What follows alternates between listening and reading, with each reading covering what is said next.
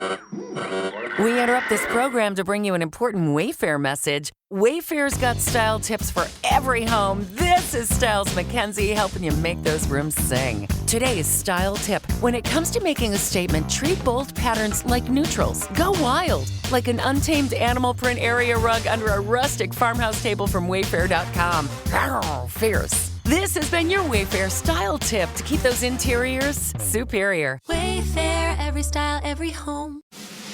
Leading Britain's conversation. This is LBC with Tom Swarbrick.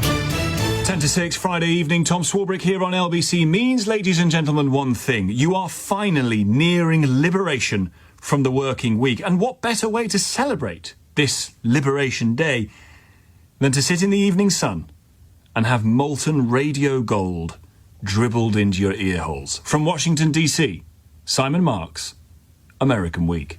Tom, in America this week, there were heroes and there were zeros. We'll get to the heroes at the end, but let's start with the man who, not even 100 days into his second term in office, decided in economic terms to blow up the world. My fellow Americans, this is Liberation Day, waiting for a long time.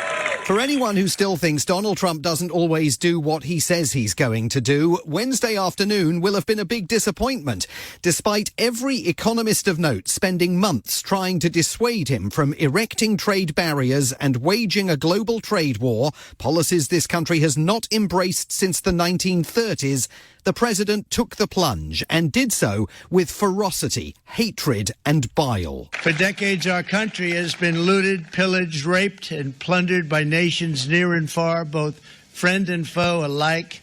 Foreign leaders have stolen our jobs, foreign cheaters have ransacked our factories, and foreign scavengers have torn apart our once beautiful American dream. But it is not going to happen anymore. It's not going to happen.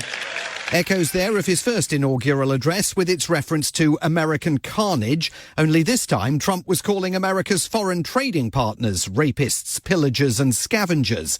And so, like the host of a TV quiz show, he was handed a poster listing the tariff rates that he claimed American companies are forced to pay overseas and the tariffs he is now levying against virtually every other country in the world, among them our own. If you look at Switzerland, 61% to 31%, Indonesia, Malaysia, Cambodia, oh, look at Cambodia, 97%. We're going to bring it down to 49%. They made a fortune with the United States of America. United Kingdom, 10%, and we'll go 10%. So we'll do the same thing. As he was speaking, economists started pointing out that the claims the president was making about tariffs charged to US businesses by all of those foreign scavengers were complete nonsense. What the Financial Times called a back-of-the-envelope calculation designed to punish any country selling more to the United States than it buys from the United States. The world's smallest, weakest territories suffered the most. Consider the Falkland Islands. They sell around $25 million of products to America every year, mostly seafood along with some wool and some lamb. In 2023, they only purchased $330,000 worth of American products because, after all, it's not as though Port Stanley can support a Tesla dealership. And so, unlike the rest of the UK, the plucky Falkland Islanders must now pay a 41% tariff on all the fish, lamb and wool they send to America. Crazy. But that's where we are. CNN breaking news.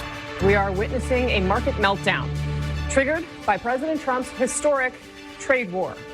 Take a look. All three U.S. stock indexes hemorrhaging at the closing bell just moments ago. By Thursday night, Liberation Day had turned into what Bloomberg called Obliteration Day. Global markets in free fall, the dollar nosedived. Countries around the world threatened retaliatory measures. But the president's pledge to create Boomtown USA remained undimmed. I think it's going very well. It was an operation like when a patient gets operated on.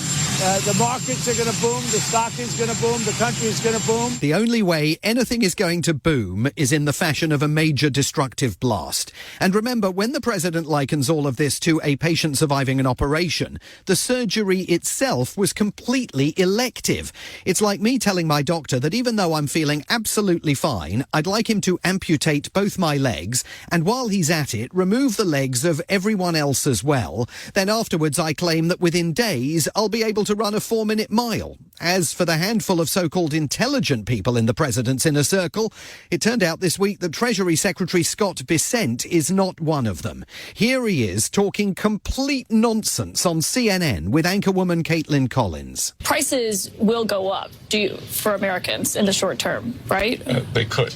They don't have to. The businesses don't have to pass them on, or the producers in the other countries can eat the tariffs. And traditionally, the dollar adjusts. So it's a very complicated calculus to see where we end up. He's the Treasury Secretary, and he thinks American retailers or foreign producers themselves will simply absorb the extra costs.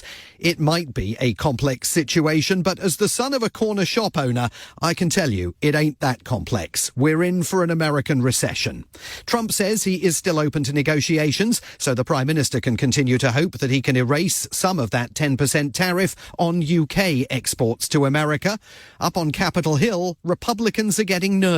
Senator Ted Cruz on Fox Business last night. If the result of yesterday's announcement is a lot of our trading partners across the globe dramatically reduce the tariffs they charge on U.S. goods and services, and the consequence of that is the U.S. government dramatically cuts the tariffs that were announced yesterday, that would be a great outcome. That would be good for America. If the result is our trading partners jack up their tariffs and we have high tariffs everywhere, I think that is a bad outcome for America. Tariffs are a tax on consumers, and I'm not a fan of jacking up taxes on American consumers. When you've lost Ted Cruz, you might be about to lose the Republican Party. On Wall Street today, the rout continues. By late morning here, all the major indices were down over 3% in value. And remember, that translates directly into the plunging value of individual Americans' 401k retirement accounts. More than 70 million people have them. Funds directly invested in the markets. They can see their dreams evaporating in front of their eyes. It's been a big week here, so we will have to gloss over the fact that yesterday the president engaged in a Stalinist purge of 6 top members of his national security team at the behest of far-right conspiracy theorist Laura Loomer. She took a bill of particulars to the White House, proving disloyalty on the part of several officials. And even though she thinks 9/11 was an inside job and once claimed that the White House would smell like curry if Kamala Harris, the daughter of Indian parents, became president, Donald Trump believed her and acted on her demands. We also don't have enough time this week to dwell on the fate of Kilmar Garcia, but you should keep him in your thoughts this weekend. He was deported from the US last month, one of those men flown to that terrorist detention center in El Salvador by Trump's thugs in direct contravention of a judge's order.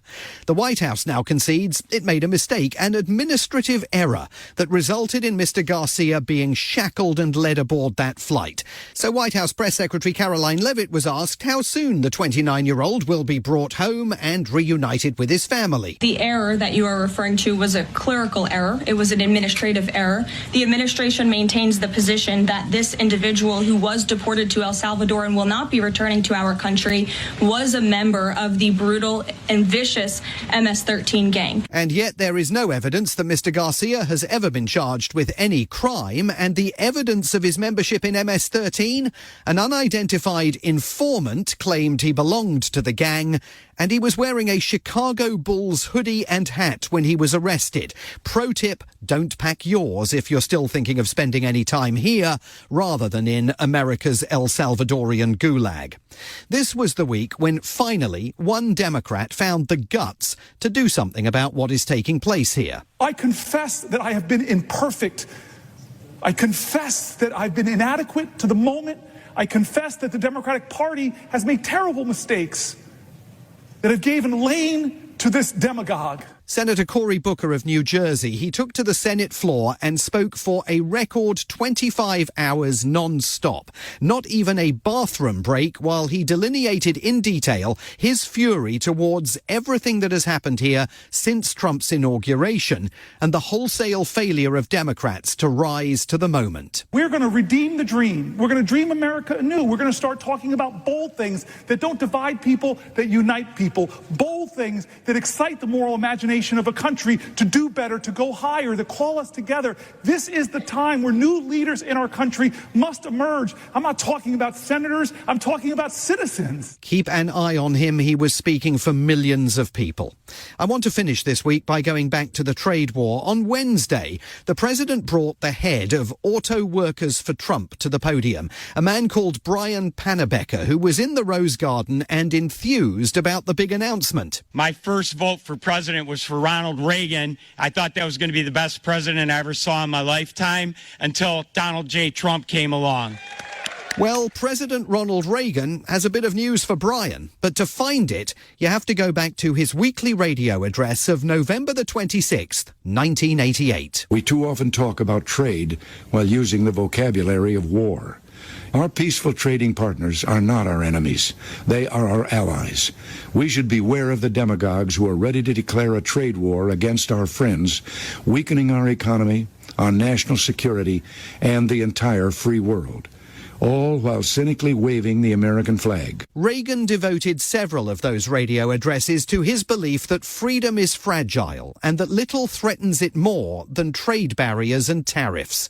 And yet the Republican Party now, Tom, is at Donald Trump's hand, voluntarily plunging the country into the great unknown. From Washington, D.C., Simon Marks, American Week.